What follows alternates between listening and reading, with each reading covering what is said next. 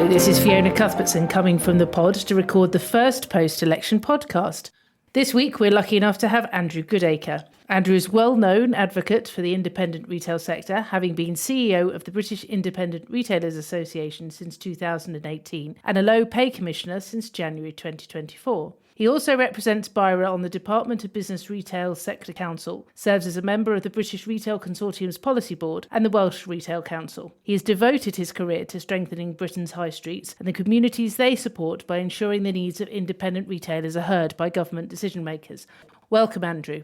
Hi, Fiona. Thank you for coming on. So firstly, can you tell us a bit about your career and how you ended up as CEO of the British Independent Retailers Association? I've really had two careers and I'm lucky in that respect. So when I left university as a very fresh-faced 22-year-old, I joined Scottish Newcastle Breweries and I spent the next 20 plus years in the world of breweries, pubs and hospitality, and primarily in the community sector, working with pubs on high streets, working in pubs in local communities. And I absolutely loved it. I did that for 20 plus years, but I realised it was time to do something different. I was struggling to feel as if I was adding real value to it. So I decided to make a change, much to people's surprise. And that's when I cut my association teeth, I suppose, when I joined the Federation of Small Businesses. And I was the head of regional staff. And that's when I learned about associations. It's when I learned about local businesses. It's when I learned about advocacy and representational work, which is so important. I stayed there for about 3 years and felt as if I really enjoyed it, could do even more in a different sector.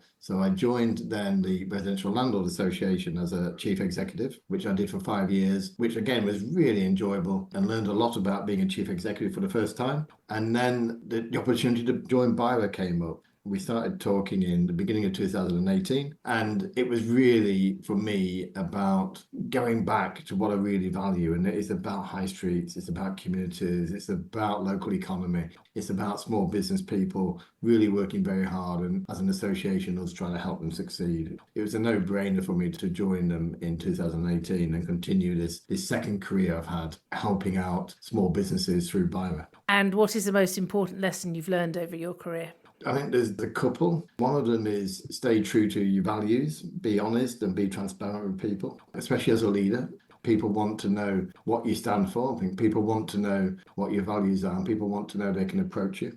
But the really important thing is surrounding yourself with talent. A lot of my work and a lot of my success has been done by working with very talented people, both as employees, but people who fulfill contracts as consultants. It's really about working with the right people to achieve what you want to achieve. Don't be afraid of recruiting really good people into your business. And what underrated tools are indispensable for your job? I still think we don't value people enough. When I worked in hospitality, the most successful pub people were people who valued their customers the most. When I talk to BIRA members, the best ones are the ones who really value their customers and really work hard to show that value. As an entity, BIRA is not a big business. We employ 29 people. And I'd like to think we're not guilty of this, but I'm sure sometimes we are, that we don't actually value what our people can do for us well enough. So coming to the work that you've done with the British Independent Retailers Association and before, what has been the most important piece of work you've undertaken so far and why?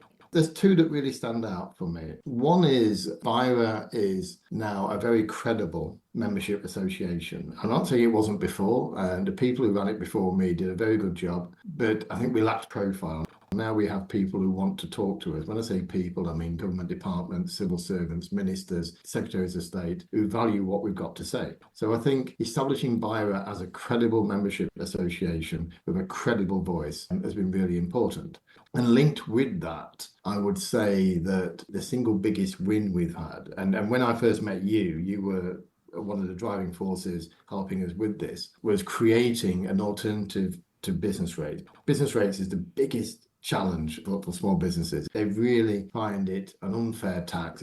When I joined, there was an idea about an alternative way of setting business rates for small retailers. And I remember working with you on this, and you helped me engage with special advisors to the Chancellor at the time, the Treasury Department, and so on. And eventually, whilst I didn't accept our idea in totality, that was the allowance. The business rates allowance. Absolutely, the business rates allowance, which was a wonderfully creative and insightful idea. What did come along in March 2019 was the retail discount for business rates, which is very much the same principle. I think seeing that discount come along in 2019, I don't think it's any coincidence it came along after we'd submitted and engaged the Treasury Department with the business rates allowance idea. And to see it still in force now in giving a 75% discount and the amount of money that has saved independent retailers in the last 5 years is hard to quantify. And the amount of business it's saved, because And the amount of obviously business it's saved as well, absolutely. So I think that is probably the most valuable and important piece of work. And then now I would argue that the second biggest issue we've had, and again, we've worked very closely on this, the last 18 months, I would argue 2 years, it has been retail crime. And I think we've had some successes there now as well. Absolutely. I was going to come to that next. New government, new start. So we've had the King's speech. And as you say, we've been lucky enough to work together on retail crime. And it looks like the government are going to take this seriously by removing the £200 threshold and also making it a separate offence if someone is violent against a shop worker. So it has been a long time coming. Do you think these actions will do anything to improve your members' confidence that this issue is now being dealt with effectively? I hope I can remind you of when you first introduced me to this issue, which I think was in 2018. I think it's October, November. You got me invited to a dinner looking at retail crime. There's some MPs there, some key people there. And it's the first time that I'd heard about this £200 threshold. Yes. And I was kind of listening intently, slightly gobsmacked, to be honest, that it even existed, and understood fully the frustrations it had for businesses who were victims of this kind of retail crime. To think that you were fighting for this 6 years ago, to see it come to fruition now in the King's speech, and although it has to go through Parliament, we appreciate that, but there's a genuine commitment to remove this £200 threshold, will change the mindset of the perpetrators who choose to steal from hard-working business owners. The abuse of retail workers statistically has grown exponentially. It's hundreds of thousands of incidents every year when retail workers are abused verbally or physically by customers just for doing their job. And that's completely unacceptable. And in fairness, this was actually committed by the previous government, and we're delighted to see that the new government is following through on that commitment. So I think that will also make a difference and make a change in people's behaviours and bring about some respect, which is all we're asking for. It is interesting, actually, just coming back to your point about advocacy, because what you say reminds me that the reason why we ended up talking about the £200 threshold was because of a written question that was put down. We realised that it was after the Antisocial Behaviour Crime and Policing Act 2014 was put in place that there was a huge spike in retail crime and shoplifting. And it was because of that that I actually went back and found that this piece of legislation had been put through. Therefore, as you say, it's all down to advocacy. And it was also another question that also showed and proved the fact that retailers just weren't getting the support that they needed. It takes 30 times for someone to be convicted of shoplifting before they get sent to jail. And that's absurd. So it's not surprising that they haven't felt supported, the retailers, and hopefully this will go towards actually helping them know that the police are behind them. I think it will. And I think the other point you often made when we've met politicians about this over the years, it's often been seen almost as a victimless crime because it's stealing goods from a shop. The police almost didn't prioritise it, and that's probably led to the epidemic of shoplifting we have now. But I think we worked hard to highlight the fact that if you lose a bottle of wine in a small shop, you've got to sell 12 items. 12 items to make up for that lost margin. It is the same as losing cash. And there are victims in this. Even if there's no physical abuse, even if there's no verbal abuse, the victim is the business and the business owner because they're losing their living. It's been really pleasing to see eventually, in a way, it's quite sad it's taken us this long to get the relevant authorities to listen to us, but dogged determination got us there. And I'm pleased to say that we made a change. However, that alone is not enough on its own to bring a halt to the epidemic of retail crime we've got, where it's becoming more organised or has become more organised. And that's a bigger threat, not just to small retailers, but to large retailers as well. And I think, and where we do have to hold this new government to account, is that there is a commitment in the manifesto to improve neighbourhood policing, which is effectively, as it was explained to me by a Labour official, about bringing more police, increasing the police presence on high streets in communities to deter this type of crime and other elements of antisocial behaviour, which we all want to see. If they can fulfil that mandate, if they can fulfil that pledge, brilliant. But they've got to do it because the level of crime in retail businesses now has reached such a level that whilst these measures in the King's Speech are very welcome and long overdue, we cannot allow ourselves to believe that that is the solution solved. We need neighbourhood policing. And I went to a meeting, which I think you were there as well, in Tewkesbury. Yep. With the Police and Crime Commissioner, a number of national and independent businesses, a local MP at the time. And the big message was put more police presence on the high street, you have less crime. There's still those individuals who have got a chaotic lifestyle, who are addicted into drugs and alcohol, or both probably, and they're going in and stealing goods for resale to fund their habit. That has always existed to a certain extent. These days, however, and what we've seen these last 18 months is that people will go in and instead of trying to hide stuff in their pockets of their coat or something, they're just taking big bags in and filling the back, sweeping the shelves, and out goes the stuff with it. Everything from food to alcohol to nappies to health foods and so on, And this isn't about cost of living. This isn't about people being desperate. These are organised criminals who are taking it to another level now where they cross county lines, using young children to be distractions, to be involved, because it's harder for whatever security is in place to deal with children committing these crimes. And these are the things that former government and now the new government need to address quickly. They do have a lot of work to do. And what else are you going to be pressing the new government to do within the first 100 days of taking office? Yeah, well, I did attend a meeting with many other businesses, but while we were there, we were invited and we wanted a few membership organisations, certainly small business membership organisations, to meet and speak with the new Secretary of State, Jonathan Reynolds, in the Department of Business and Trade.